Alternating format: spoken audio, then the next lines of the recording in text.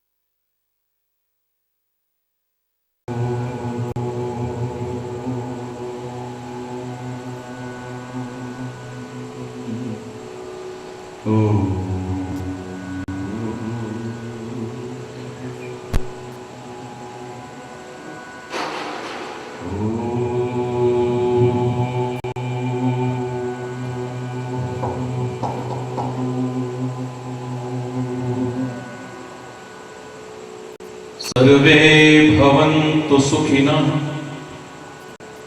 सर्वे सन्तु निरामयाः, सर्वे भद्राणि पश्यन्तु, मा कश्चित् दुःखभाग् भवेत्। ॐ शान्ति शान्ति शान्ति।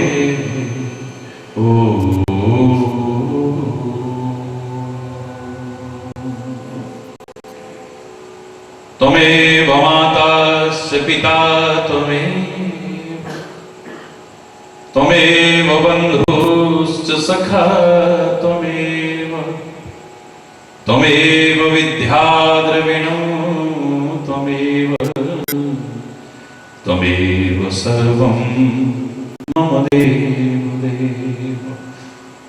ॐ शान्ति शान्ति शान्ति।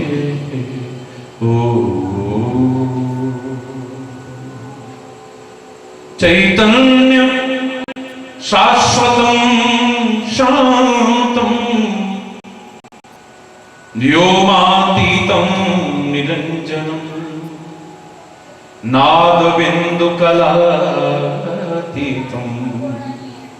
तस्मै श्री गुरवे नमः, तस्मै श्री गुरवे नमः। ॐ शान्ति शान्ति शान्ति।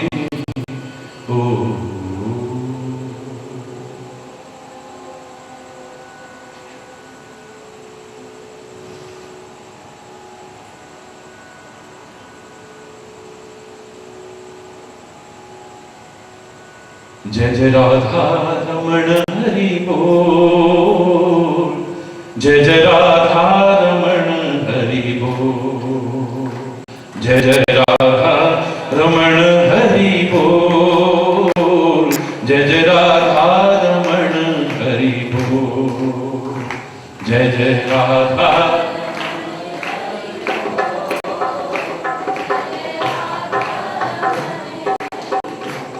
जय जय राधा रमण हरि बोल, जय जय राधा रमण हरि बोल, जय जय।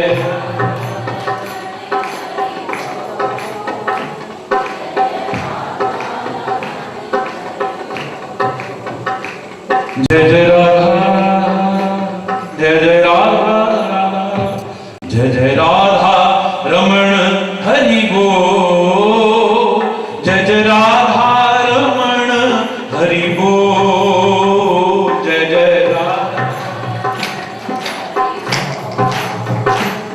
जय जय राधा रमण हरि बोल, जय जय राधा रमण हरि बोल, जय जय राधा रमण हरि बोल, जय जय राधा।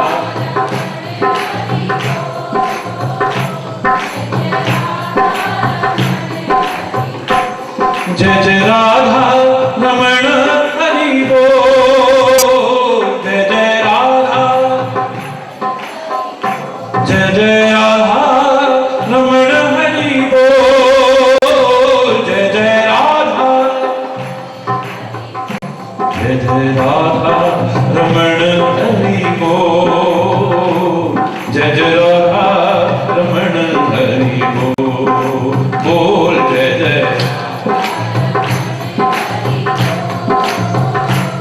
जय जय राधा रमण, जय जय राधा रमण हरि बोल, जय जय राधा रमण हरि बोल, जय जय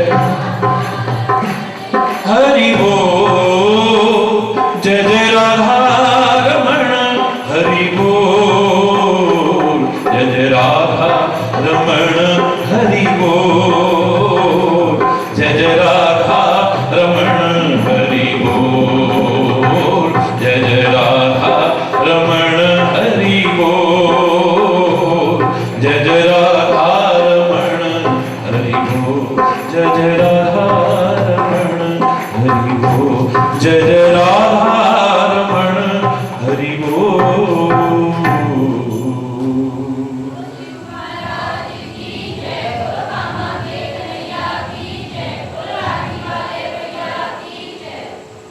हरि बोल, जोश और जोश।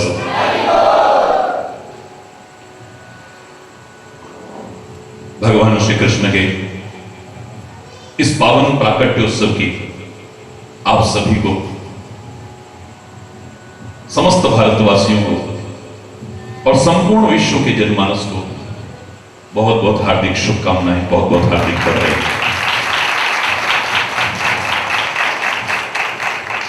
सौभाग्यशाली हैं हम सभी जो ब्रज के 12 वनों में से पंचम प्रमुख वन काम वन, काम्यक वन, आदि वृंदावन धाम कामा में इस पावन प्राकट्योत्सव को मनाने का सौभाग्य प्राप्त कर रहे हैं। बहुत खुशी हुई है देखकर कि नींद नहीं आ रही किसी को। हरि बोल। भगवान के प्रमुख अवतारों का समय यदि देखें, ऐसा समय है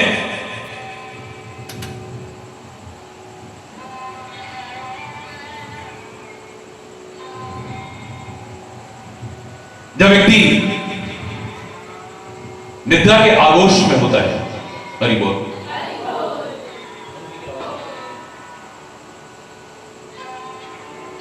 भगवान श्री राम का प्राकट्य भर दोपहरी में हुआ।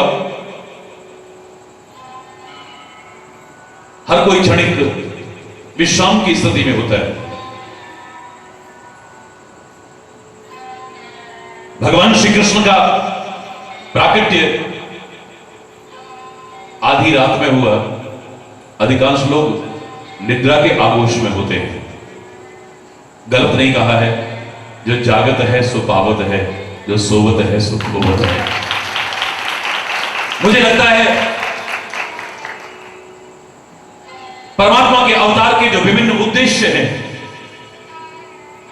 उनमें से एक प्रमुख उद्देश्य यह भी हो सकता है कि संसार के मोह रूपी रात्रि में सोए जीवों को जगाने आते हैं। विभिन्न अवतारों में उन्होंने जगाने का तरीका चाहे अलग अलग किया हो। कहीं शस्त्र से जगाते हैं तो कहीं शास्त्र से जगाते हैं। अर्जुन को गीता का ज्ञान देकर के जगाते हैं।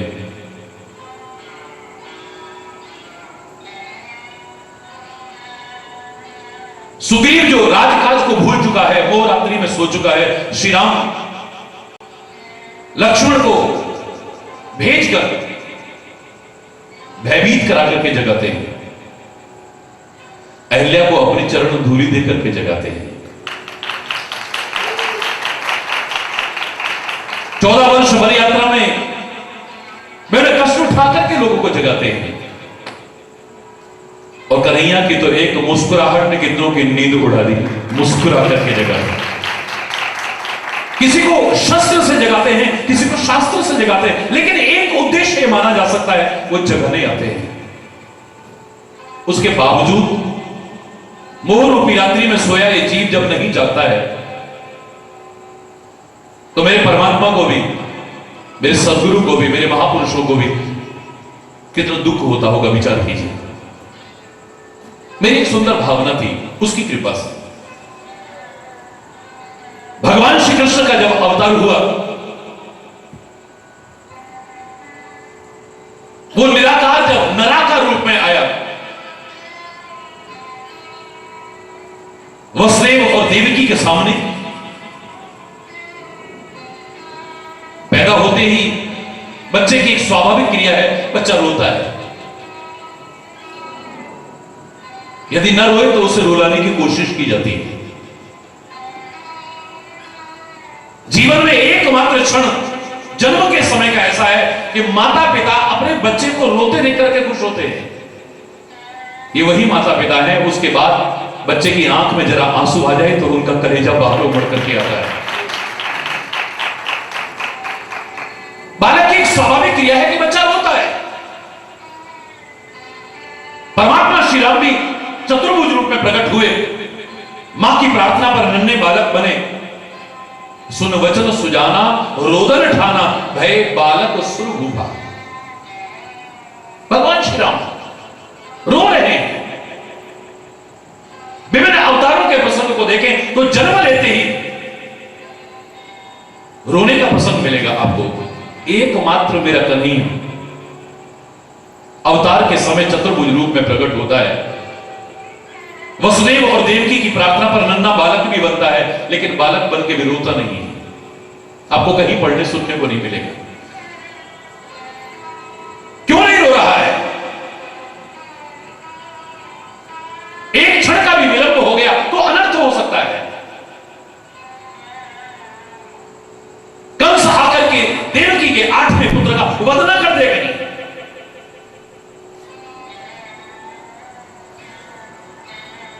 पैदा होते ही तो समझाने बुझाने लग गए हैं, पिताश्री देर मत करो,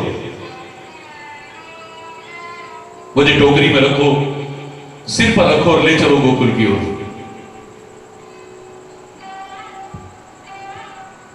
मैं तो बंधन में हूं।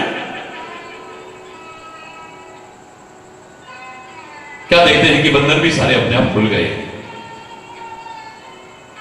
परमात्मा के सन्मुख जब जीव होता है तब भी बंधन न खुले तो फिर बेकार है।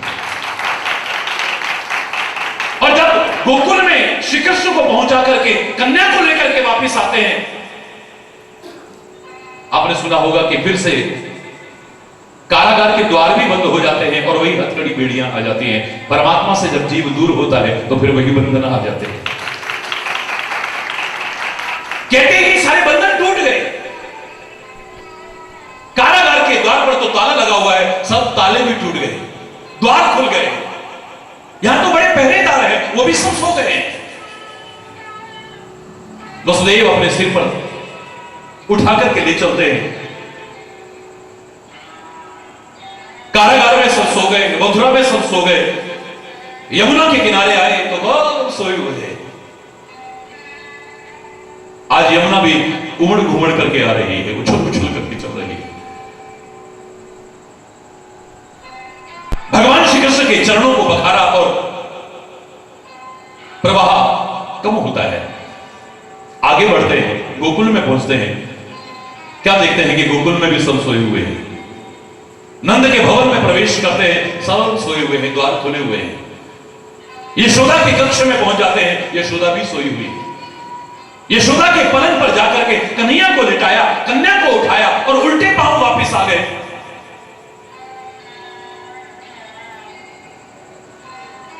अब प्रसंग मिलता है कि कन्हैया रोता है। हरि बोल, जोर से बोल। कन्हैया अब रोता है। मैंने विभिन्न अर्थ किए इस घटना के, लेकिन एक अर्थ क्या ये उपयुक्त नहीं लगता है। अब कन्हैया क्यों रो रहा है जो अभी तक नहीं रोया? मुझे लगता है कि कन्हैया कहता है मैं दुनिया में आ गया तुम्हारे लिए, दुनिया में आना दूर, ब्रज में आ गया तुम्हारे लिए, ब्रज में आना दूर, नंद भवन में आ गया, नंद भवन में आना दूर, यशोदा के कक्ष में आ गया, यशोदा के कक्ष में आना दूर, यशोदा के पलंग पर आ गया और फिर भी सोए हो। मैं जगाने आता हूं और मेरे आने पर इतना प्रयास करके भी तुम सोए हो, तो रोता है कन्हैया।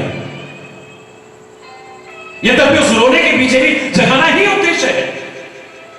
बालक जब विभिन्न चेष्टाएं करके, विभिन्न क्रियाएं करके जगा हथियार बाकी बचता है रोना। रो करके भी जगाने की कोशिश करता है। मुझे लगता है परमात्मा का, महापुरुषों का, संतों का इस धरा पर अवतरण मोहरूपी रात्रि में सोए जीवों को जगाने के लिए होता है। विभिन्न मत, विभिन्न पंथ, विभिन्न संप्रदाय, मैं सबका सम्मान करता हूं, लेकिन कोई ये नहीं कहता कि भगवान ही उतर आते हैं। एक सनातन संस्कृति मानती है कि परमात्मा अवतार लेके आते हैं। कई बार प्रश्न उठते हैं, जैसे अज्ञान लोग ये मानते हैं कि संत आते हैं, महापुरुष आते हैं, पीर पैगंबर आते हैं, भगवान उतर करके आते हैं। तो आप ही लोग कहते हैं वो अपने दूतों को भेज दे, संसार में जो भी कार्य करना है उसके दूत आकर के कर सकते हैं, उसे आने की क्या आवश्यकता है? यही प्रश्न एक बादशाह ने अपने वजीर से भी किया था। एक तुम ही हो जो कहते हो भगवान अवतार लेके आ जाता है, मानव बन करके आ जाता है। अरे वो जिसलिए आता है वो काम तो अपने दूतों से करा सकता है, अपने गणों से करा सकता है, अपने महापुरुषों से करा सकता है। स्वयं उतर करके उसे आने की क्या आवश्यकता है? वजीर कहने लगा, महाराज समय आने दो, मैं इसका जवाब जरूर दूंगा आपको। बादशाह के बेटे का जन्मदिन था।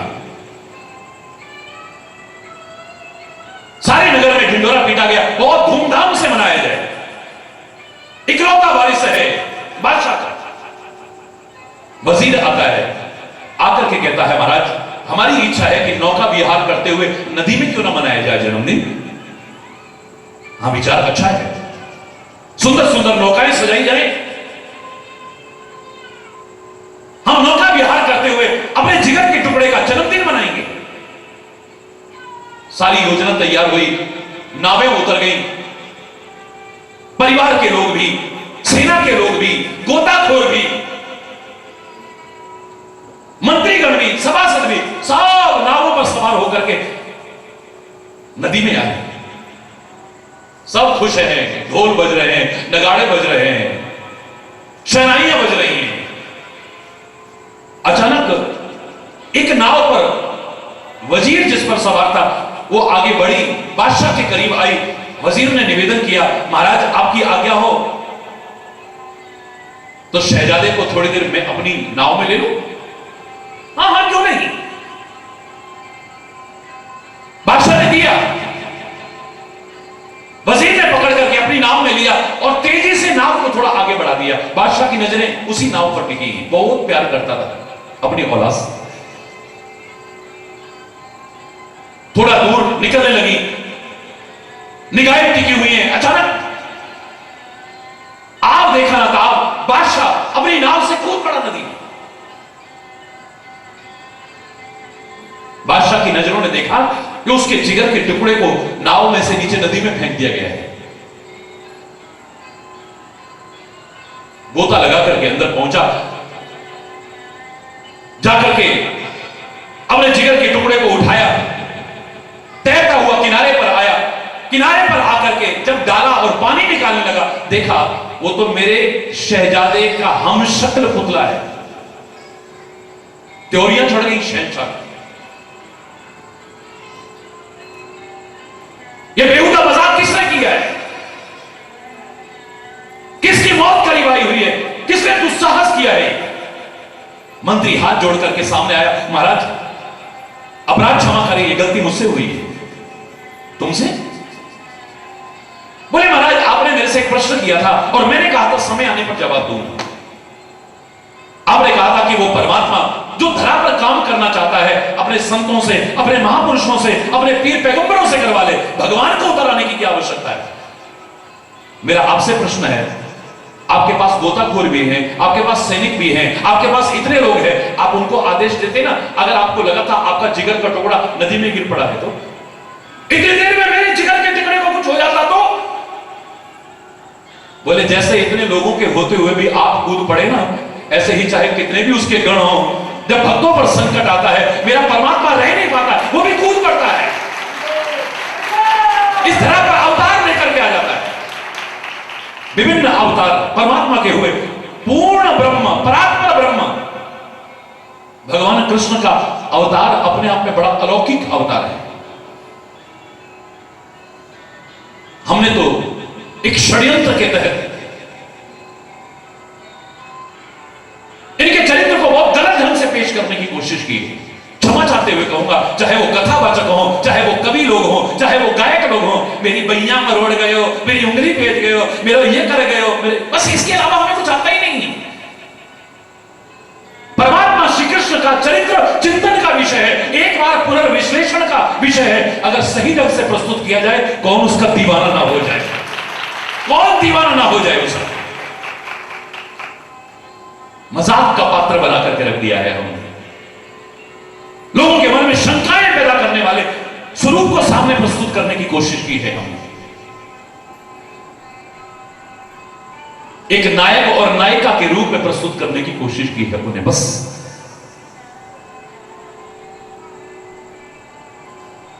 वो तो हमारे जीवन के मार्गदर्शक हैं, डायरेक्टर है, दिशा निर्देशक है। वो आकर के कुछ ऐसा किया है जिसका अनुसरण करके हम अपने जीवन का कल्याण कर सकते हैं। ऐसा अलौकिक, ऐसा दिव्य, ऐसा महान, ऐसा चमत्कारिक स्वरूप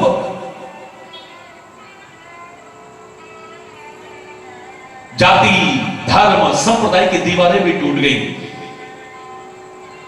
दुनिया की निगाह में समझा जाने वाला मुसलमान वो रसखान आगे बढ़ करके कहता है, मानुष हो तो वही रसखान, बसो नित गोकुल काम के ग्वार। जो पशु हो तो कहा बस मेरो, चरो नित नंद की धेनु मझार। जो खग हो तो बसेरो करो, नित कालिंदी कूल कदम्ब की डारन। पाहन हो तो वही गिरि को, जो धर्यो कर छत्र पुरंदर धार। कोई जाति, कोई धर्म, संप्रदाय की दीवार नहीं, सब टूट गए। जिसके मनमोहक स्वरूप ने सबको लुभा लिया है, किसके मन को नहीं खींच लिया है, आकर्षित कर लिया है।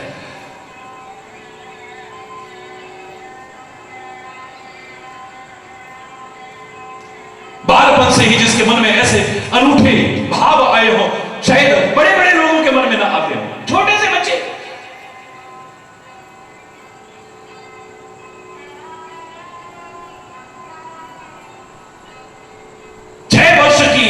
अवस्था में, 6 वर्ष से भी छोटी अवस्था में सारी लीलाएं हैं जिन पर हम शंकाएं करते हैं भगवान कृष्ण की। यदि ठीक से प्रस्तुत ना किया जाए तो मैं एक वाक्य कहा करता हूं, भगवान श्री कृष्ण ने जो कहा है, जो गीता में मिलता है, श्रीमद् भगवत गीता में मिलता है, आंख मूंद करके भी कर्म, भक्ति और ज्ञान के उस अनूठे संगम को अपने जीवन में अपना लेना, तुम्हारे जीवन का उत्थान होगा, कभी पतन नहीं हो सकता है। वो दिव्य संदेश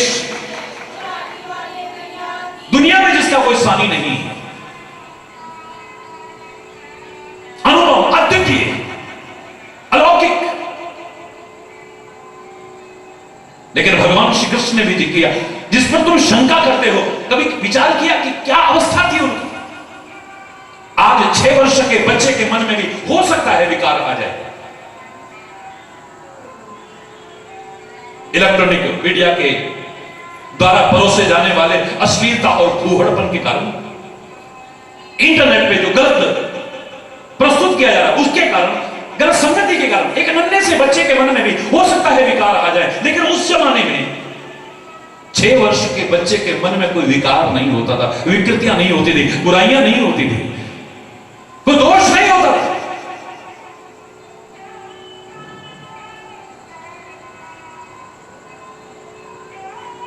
इतने से बच्चे के मन में आए, छोटे से बच्चे के मन में आए, हमारी यमुना प्रदूषित हो चुकी है, जहरीली हो चुकी है। ये काली नाग क्या है? ये प्रदूषण है, जहर जैसा पानी हो चुका है। गेंद का बहाना बना करके काली नाग को नहीं, यमुना के प्रदूषण को दूर करके उसे निर्मल करने की कोशिश करता है एक नन्हा सा बालक।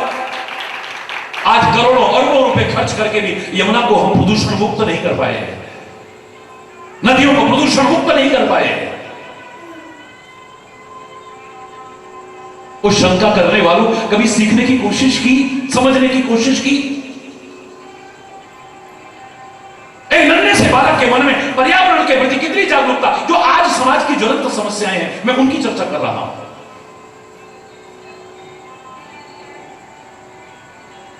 वनों का और वन्य जीवों का चंद स्वार्थों के लिए हम सफाया करते चले जा रहे हैं। एक नन्हा सा बालक कहता है बांसुरी तो मैं बजाऊंगा, लेकिन ऐसे ही नहीं बैठकर कदम का सहारा लेकर के बजाऊंगा।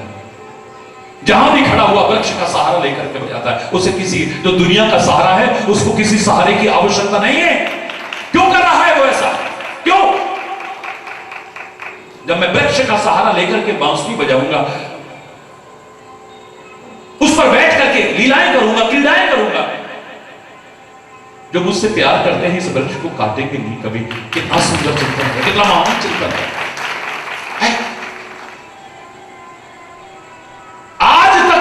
पर यह प्रथा प्रचलित है, पूरे गांव की बहन बेटियों को अपनी बहन बेटी मानने का रिवाज है। तो क्या उस समय इतनी पवित्रता नहीं होगी? अपनी बहन बेटियों के साथ में क्या इतना भद्दा मजाक होगा कि उनके वस्त्र चीर हरण करके पेड़ के ऊपर चढ़ गए?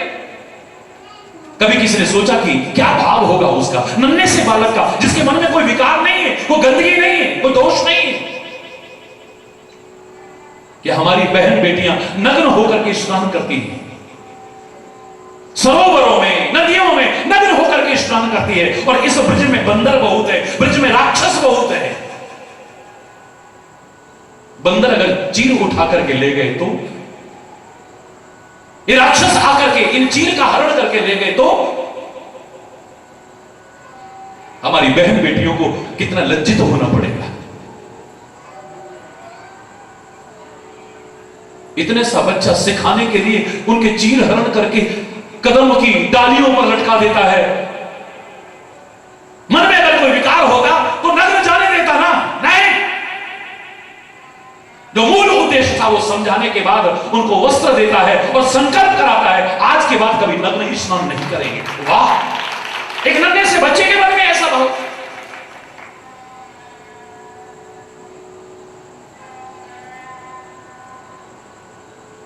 मक्खन चोर, नंद किशोर, हर कोई कह देता है। लोग कह देते हैं आपके तो भगवान भी चोर हैं। जब भी कोई कहता है मैं कहता हूं हमारे भगवान चोर नहीं, चोरों के सरदार है। हरि बोल रहा, जोर से बोल रहा। भाई चोर तो बहुत छोटी चीज है।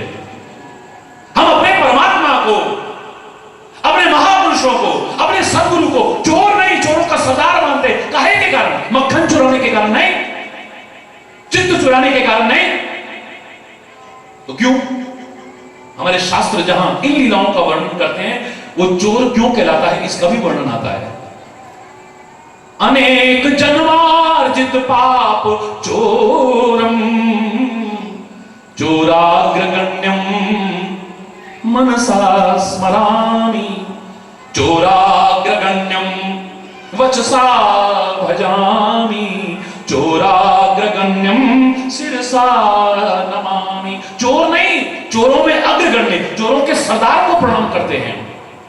लेकिन ये चोरों का सरदार काहे के कारण? मक्खन चुराने के कारण नहीं, चित्त चुराने के कारण नहीं। इसके सन्मुख जो हो जाए अनेक जन्मार्जित पाप चोरम, ये अनेक जन्मों के जो इकट्ठे हो चुके हैं पाप, उनका हरण कर लेता है।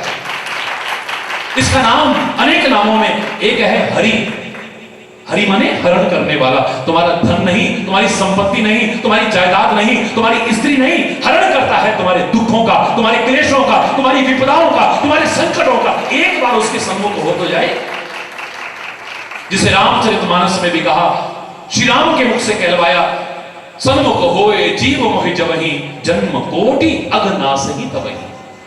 जीव जैसे ही मेरे सम्मुख आता है उसके करोड़ों जन्मों के पाप नष्ट हो जाते हैं, हरण कर लेता है। क्यों किया उसने? क्यों किया ऐसे? क्यों किया ऐसा? हरि बोल, जोर से बोला था। मैंने एक बार बताया था ना आपको, मैंने श्री कृष्ण चरित्र को बहुत बहुत समझने के बाद वर्णन किया है। ब्रज का सारा दूध दही माखन जाता था मथुरा में,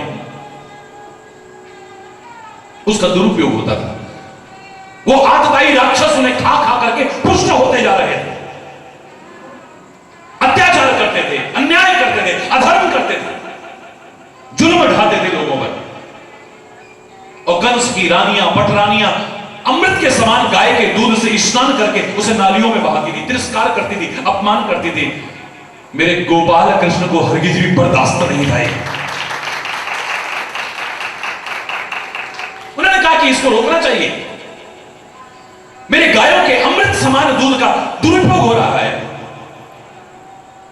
गाय की सेवा, गाय की पूजा, गाय की महिमा को प्रतिष्ठापित करने वाला मेरा गोपाल कैसे बर्दाश्त करता है। बड़ा दुख होता है श्री राम के देश में, श्री कृष्ण के देश में, जिन्होंने गाय की सेवा की, पूजा की, महिमा को प्रतिष्ठापित किया, आज गायों की दुर्दशा और गौ हत्या जैसा जघन्य अपराध शर्मनाक है। रोका जाए, एक बैरियर लगा दिया गया, जो भी यहां से जाएगा मथुरा को दूध दही मक्खन लेकर के वो टैक्स लेकर के जाएगा।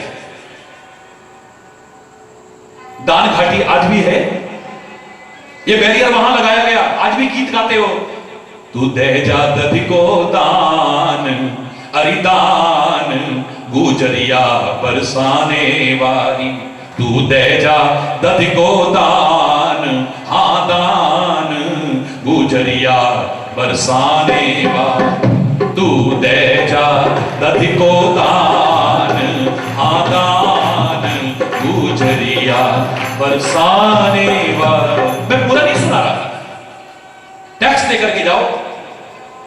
अब टैक्स में कितना, एक अंश ही तो मिलना था, दुरुपयोग तो नहीं रुका। और उसमें भी, उस जमाने में भी टैक्स चोर होते थे। अरे बोल, बन ही बन थे यहां पर। आज अपने चंद स्वार्थों के लिए हमने सब जंगल खत्म कर दिए, वरना 12 वन थे इस ब्रजभूमि में।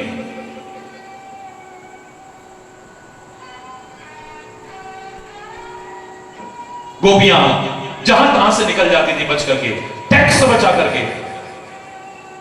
मेरे कन्हैया का निशाना बहुत तगड़ा था, हरि बोल, जिस पे लग गया फिर लग गया, हरि बोल। वहीं से कंकड़ उठाया और मारा खींच करके, छेड़ने के लिए नहीं, शरारत करने के लिए नहीं, उस मटकी को फोड़ने के लिए जिसमें दूध दही माखन मथुरा में दुरुपयोग होने जा रहा था। भगवान श्री कृष्ण के बालक रूप में मन में भाव आया, ये मटकी फूटेगी, दूध दही माखन पृथ्वी पर गिरेगा।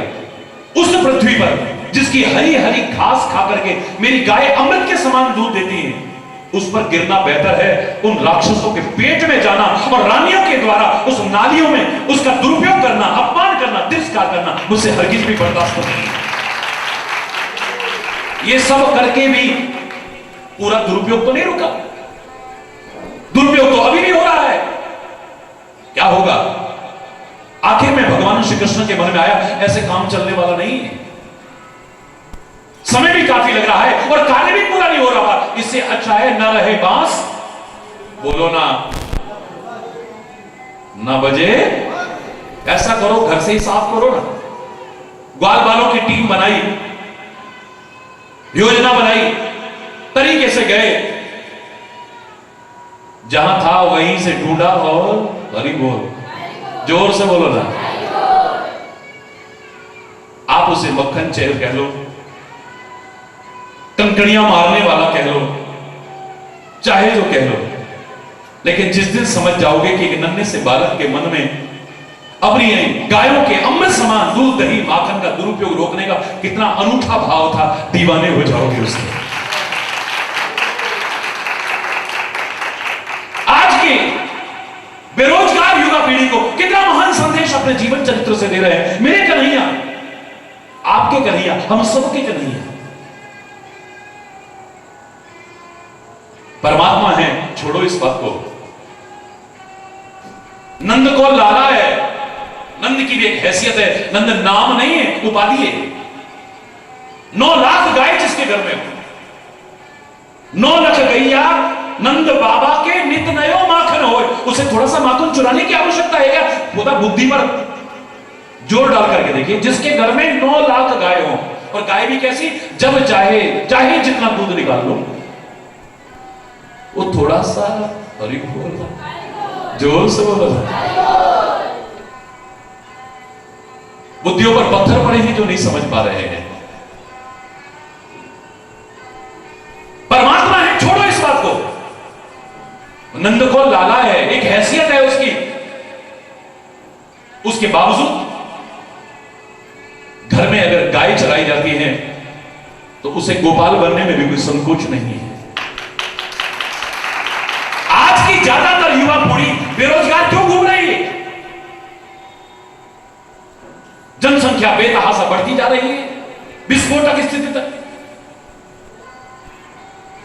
साधन कम है, उपयोग करने वाले ज्यादा हैं, नौकरियां मिल नहीं रही, बड़ा काम करने की घर में सामर्थ्य नहीं है, और छोटा करने में शर्म आती है।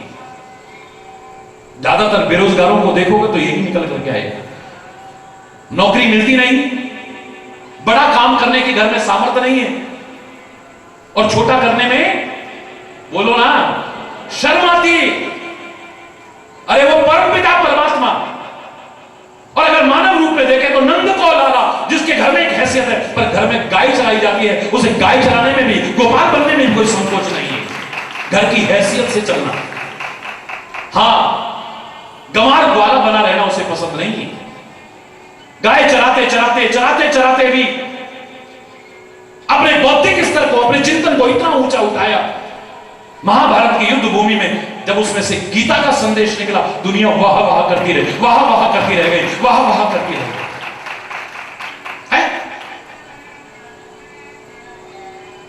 सानी नहीं जिसका कोई,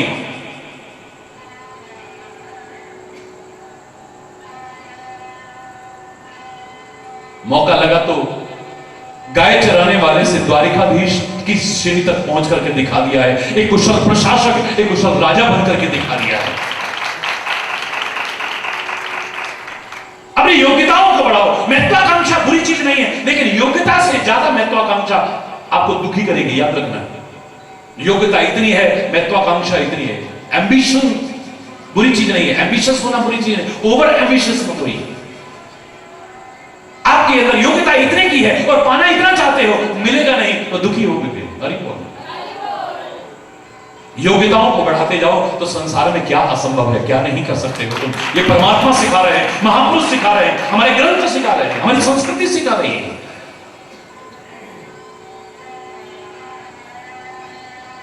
माता पिता का सम्मान, गुरु का सम्मान, बड़ों का सम्मान, देखो कन्हैया का इतिहास भरा पड़ा है। और साथियों के साथ मित्रता कैसे निभाते हैं। बचपन में साथ पढ़ा हुआ, खेला हुआ, अगर फटे हाल सुदामा भी आ जाता है द्वारिकाधीश के, खाली कान में आवाज आती है सुदामा आया है।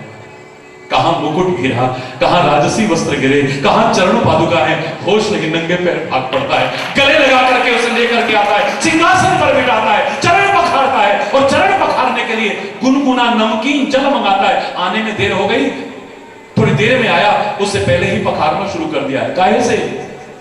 पानी परात को हाथ छुओ नहीं, नैनन के जल सो पग धोए। मेरी आंखों का जल भी तो नमकीन है, मेरी आंखों का जल भी तो गुनगुना है ना। इसके चरणों में बहुत कष्ट हुआ है उस तक पहुंचने में। आज अपना सगा संबंधी भी हो ना, अगर फटे हाल हो तो बताने में शर्म आती है, हमारा ये लगता है। प्रतिष्ठित व्यक्ति हो, चाहे आपका कुछ नहीं लगता है, सब रिश्ते निकालिए, हमारे चाचा के, ताऊ का, मामा का, फलाने का, ठिकाने का, वो लगता है, वहां से भी निकाल लाओगे। लेकिन एक गरीब आदमी, एक फटे हाल आदमी, समाज में जिसका कोई स्थान नहीं है, उसको तो बताने में भी शर्म आती है। दोस्ती निभाने वाला भी ऐसा कौन मिलेगा?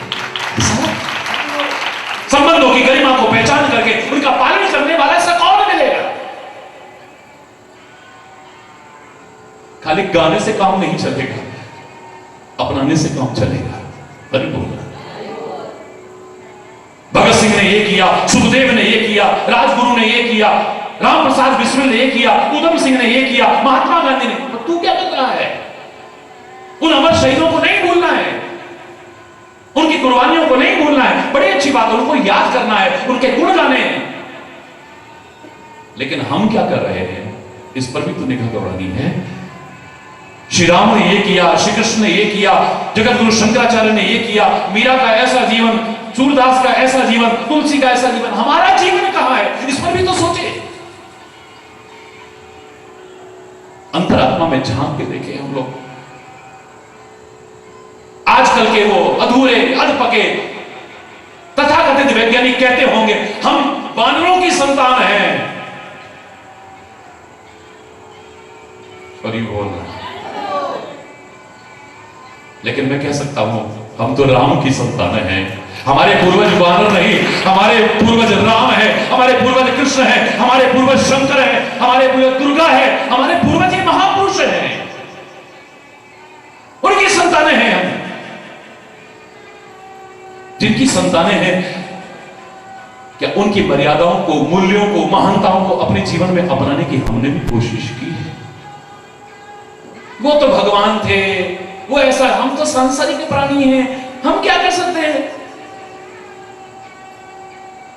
हमारे महापुरुषों ने कहा परमात्मा ने जो भी अवतार लेकर लीलाएं की है, एक सामान्य मनुष्य जैसी लीला की है। तभी तो लोगों के मन में शंका आती है, सामान्य मनुष्य जैसी लीलाएं की है, क्योंकि तुम इसके लाभ से वंचित न रह जाओ। यही जो वाक्य में कह रहा था, ये कह करके उसके लाभ से वंचित न रह जाओगे। भगवान राम ने ये किया, अरे भाई वो तो भगवान थे, हम तो आम आदमी। अरे राम सुबह प्रातः काल उठते थे, तुम चाहो तो क्या नहीं उठ सकते हो? उठ करके माता पिता गुरु का सम्मान करते थे, प्रणाम करते थे, क्या तुम चाहो तो नहीं कर सकते हो? भाई भाई आपस में प्यार से रहते थे, क्या तुम चाहो तो नहीं रह सकते हो? समाज के उपेक्षित, ठुकराए हुए वर्ग को भी अपने गले लगाया, चाहे वो शबरी हो चाहे निषाद। अगर तुम चाहो तो क्या नहीं लगा सकते? धर्म की संस्थापना में अपना योगदान दिया है, अधर्म के विनाश के लिए तत्पर है। क्या हम चाहे तो नहीं हो सकते? अरे मोर मुकुटधारी चाहे मत बनना, बंसी वाला चाहे मत बनना, गाय चलाने वाला गोपाल चाहे मत बनना, वो कंकड़ी मारने वाला मत बनना बेशक, लेकिन वो दिव्यताएं जो श्री कृष्ण है उनको अपनाने वाला कृष्ण तो बनना है। जो महानताएं हैं, जो दिव्यताएं हैं, जो आदर्श हैं, उनको अपनाने वाला तो बनना है।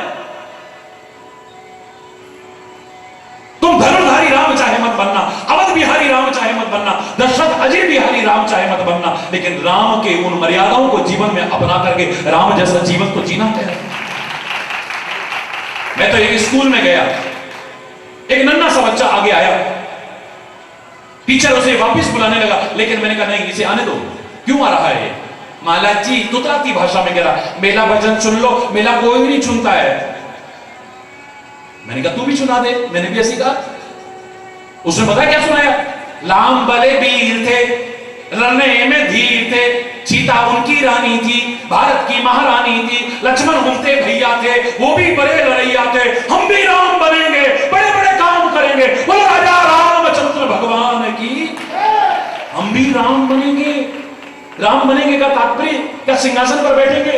राम बनेंगे का तात्पर्य क्या मुकुट लगा करके बैठेंगे? राम बनेंगे का तात्पर्य क्या धनुष लेकर के बैठेंगे? नहीं। मर्यादा पुरुषोत्तम श्री राम ने जो मर्यादाएं अपने जीवन में अपनाई हैं, उनको अपना करके राम जैसे बनने की कोशिश करनी है। जोर से बोलो ना।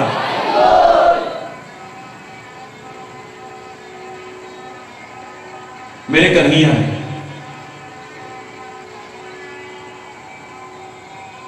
जिसके जीवन की शुरुआत जहर से हुई हो। सोचो, कारागार में पैदा हुआ, मैं आपकी भाषा बोल रहा हूं। पैदा होते ही माता पिता से दूर हो गया, गोकुल में पहुंच गया, और वहां पर भी रोज कोई ना कोई मारने आता है, वहां पर भी नहीं रहा गया, नंदगांव में आ गया। नंदगांव में भी चैन से नहीं रहा। इस कामा की दिव्य भूमि में उसने सब लीलाएं की है, क्रीड़ाएं की है, इसलिए इसे लीला स्थली कहते, क्रीड़ा स्थली कहते हैं। कदम कदम पर संकट, कदम कदम पर संघर्षमय स्थिति, कदम कदम पर प्रतिकूलताओं का दौर, कदम कदम पर जान से मारने वालों की लाइन लंबी, उसके बावजूद चैन की बंसी ये कन्हैया ही बजा सकता है। और कौन बजा सकता है?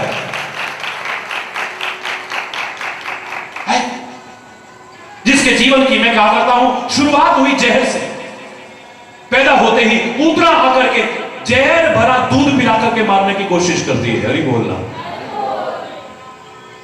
पैदा होते ही जहर भरा दूध पिला करके मारने की कोशिश की। और जिसने इस लीला का संवरण किया तो कैसे किया? जरा नाम के व्याध ने तीर मारा, वो भी जहर बुझा। हरि बोल।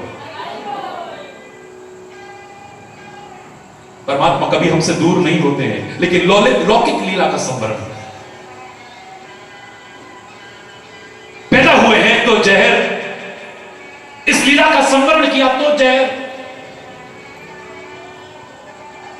जिसकी शुरुआत और उपसंहार जहर से हुआ हो और बीच में अमृत बांट गया हो, गीता का अमृत बांट गया हो, ज्ञान का अमृत बांट गया, प्रेम का अमृत बांट गया, कन्हैया ही हो सकता है। और कौन हो सकता है? जिसने तब पिया, अब पिया है, आगे भी पिएगा, जीवन धन्य धन्य हो जाए, वो अमृत दिया है।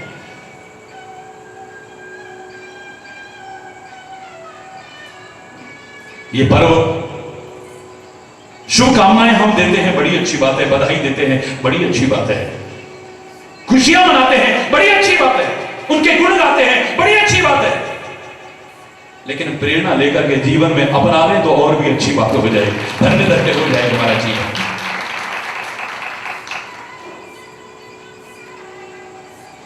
वो जो समाज के लिए चिंतन, समाज की समस्याओं के लिए चिंतन बाल्यावस्था से उनका रहा है, काश हमारे मन में भी आए कि हमारे राष्ट्र में, हमारे समाज में ये आज समस्याएं हैं।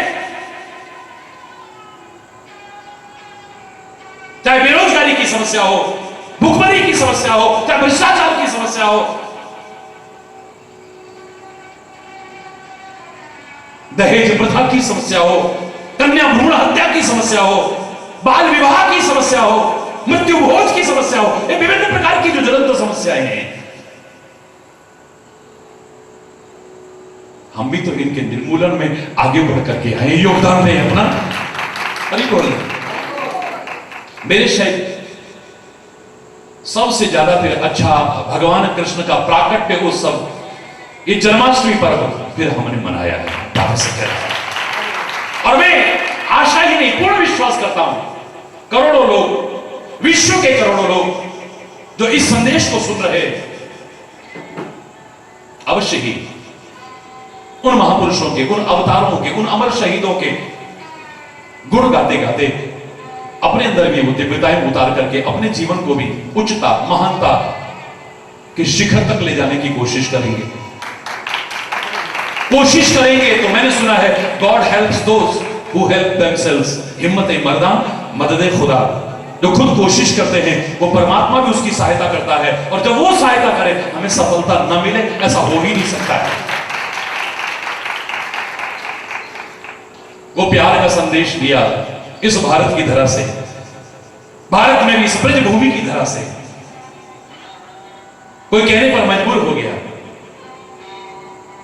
जहां चलता नहीं था काम तीरों और कमानों से, विजय नटवर की होती थी वहां मुरली की तानों से। वो प्यार की जब धुन छेड़ता है लोग दीवाने हो उठते हैं।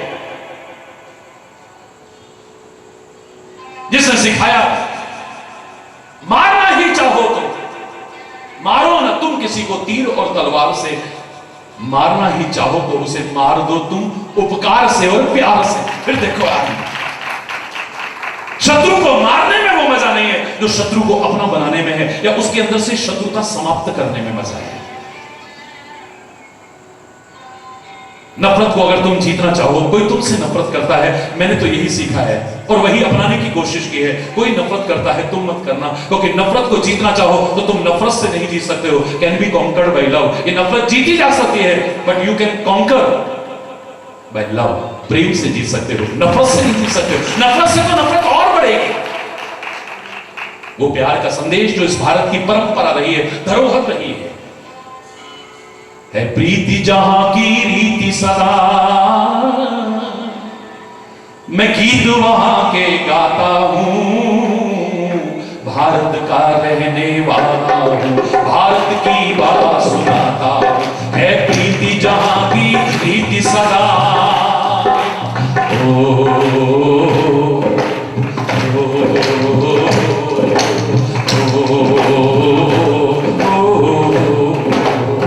भगवान श्री कृष्ण का प्राकट्य उत्सव का समय करीब आ रहा है।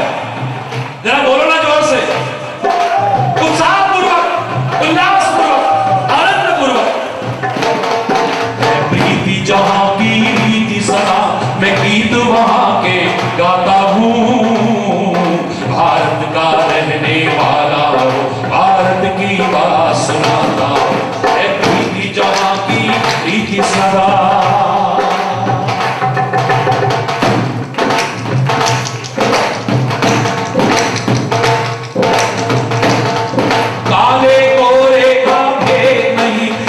से हमारा नाता है, ओ काले गोरे का भेद नहीं, हर दिल से हमारा नाता है, ओ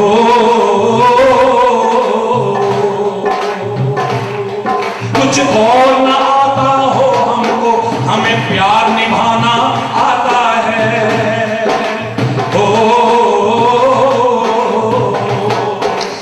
और ना हमें प्यार निभाना आता है, ओ इस धरती पे मैंने जन्म लिया, इस धरती पे मैंने जन्म लिया, ये सोच के मैं इतना हूं, भारत का रहने वाला,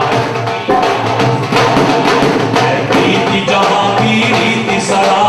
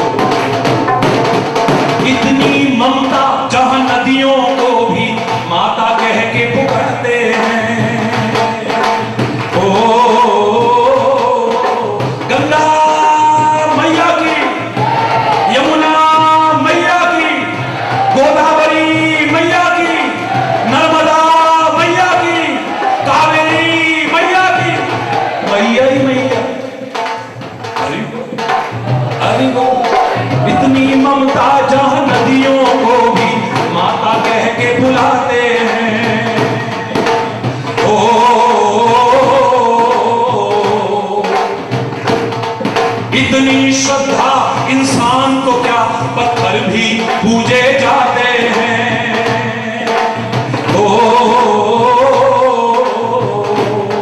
जिसे जान चुकी सारी दुनिया, जिसे जान चुकी सारी दुनिया, मैं बात वही दोहराता हूँ। भारत का रहने वाला, भारत की बात सुनाता है, प्रीति जहाँ की रीति सलाम। भारत माता की हरि बोल, हरि बोल, हरि बोल, हरि बोल, हरि बोल, हरि बोल, हरि बोल, हरि बोल, हरि बोल, हरि बोल।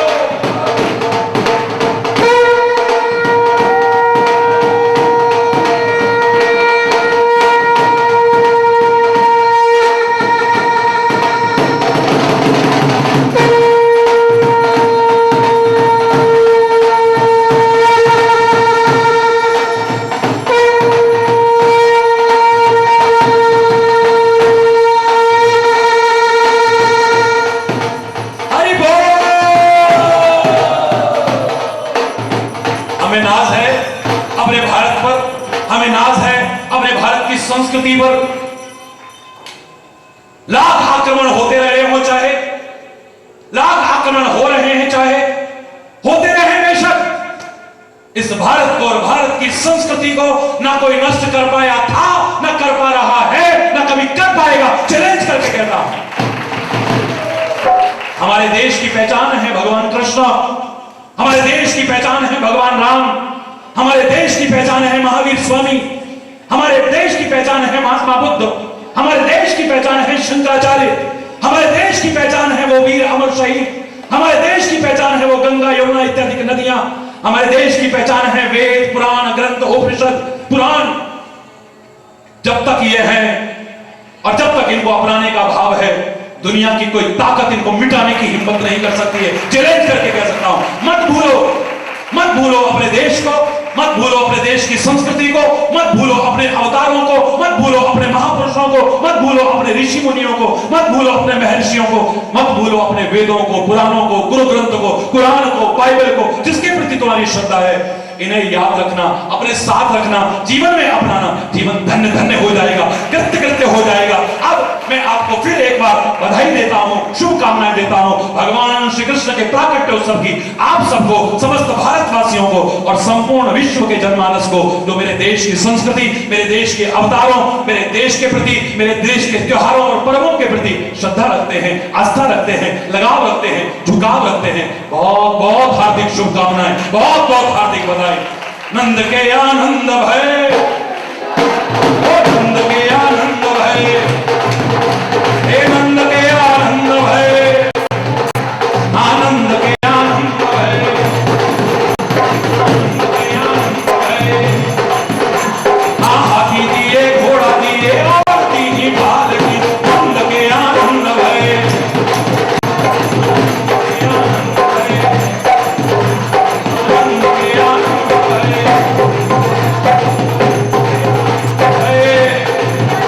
ओ नंद के आनंद भय, नंद के आनंद भय, नंद के आनंद भय।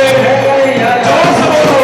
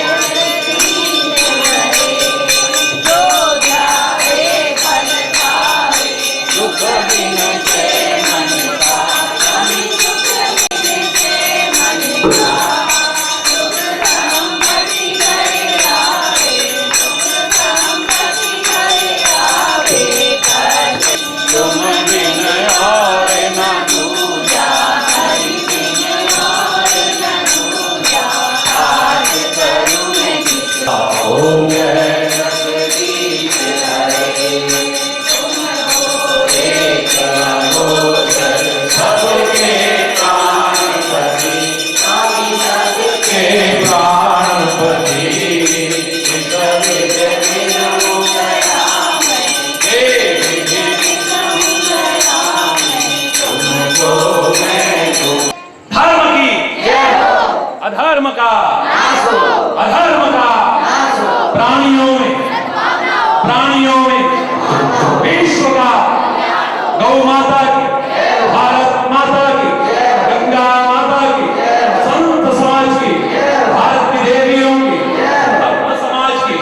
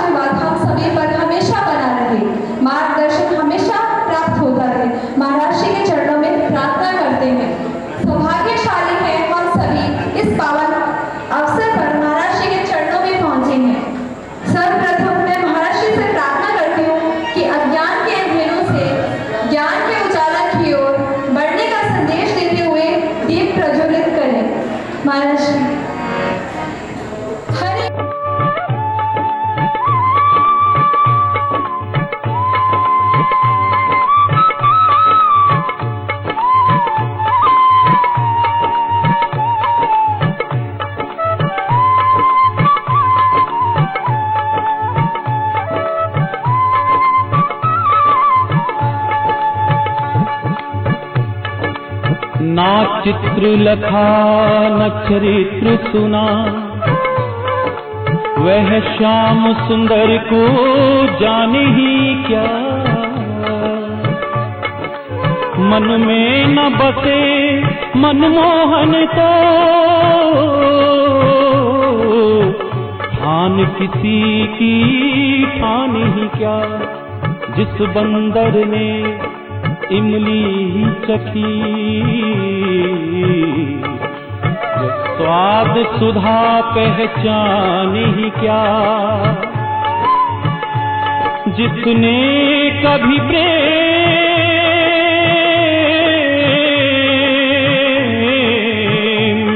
जिसने कभी प्रेम किया ही नहीं,